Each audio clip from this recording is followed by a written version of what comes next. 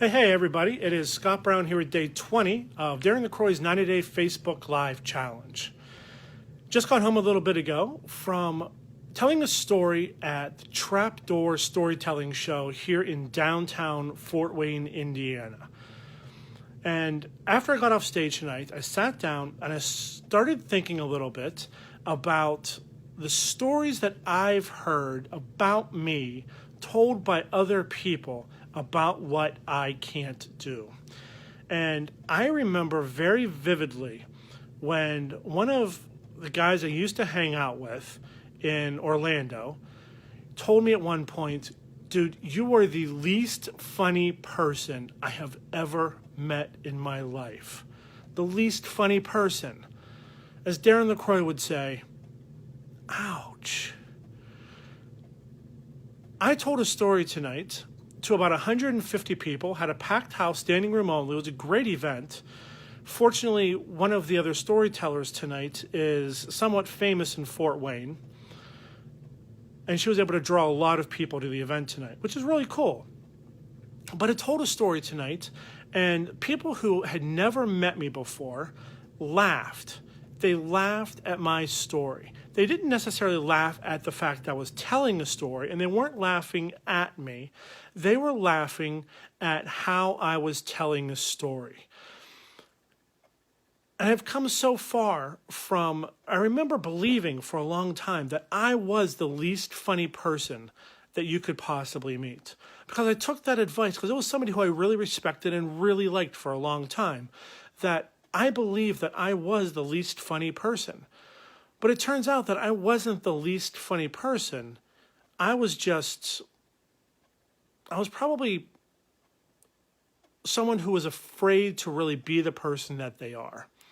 So how are you listening to other people and letting what other people say about you dictate who you are and what you do?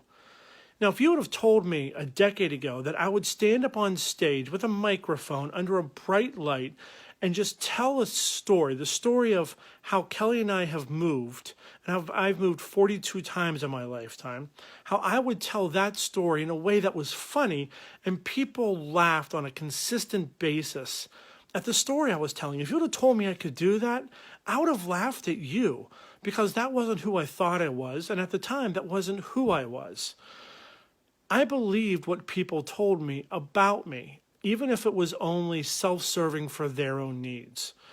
And as leaders, it's easy to fall prey to the loneliness factor and believe what people tell you about yourself because it serves their interest in the best way possible. And if you're ever going to make an impact, if you're ever going to influence someone, if you're ever going to do something beyond what you're doing right now, you have to risk making a fool of yourself, failing, and being scared. You have to risk doing something that you're not comfortable with because it's the next step forward in your journey. And you just might find that thing that people tell you that you can't do, not only can you do, but you love to do. I love to be on stage telling stories and influencing people's behavior. I would have never thought in a million years that's something that I would want to do. And more importantly, that I could do, that I was kind of wired to do, that it was something that was important to me and something that I was called to do. Now, granted, I've taken the past 6 years to try to hone that skill, but it's only because I was willing to risk failure and willing to risk proving others wrong and proving myself wrong about what I thought was right about me, that I was able to do something beyond what I thought I could do.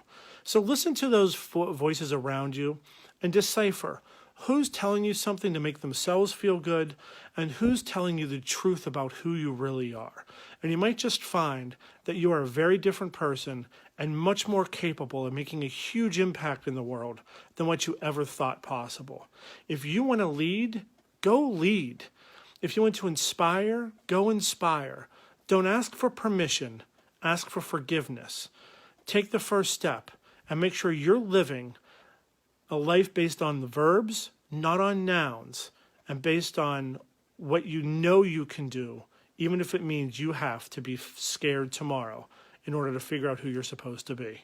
So with that, I'm off to bed because I get to go to the Association in Training and Development Central Indiana chapter in Fort Wayne, Indiana tomorrow, which is about a 2-hour drive. So I get to leave at 5:15 a.m. to go meet some new friends. Hope you meet some new friends soon too, my friends. Talk to you later.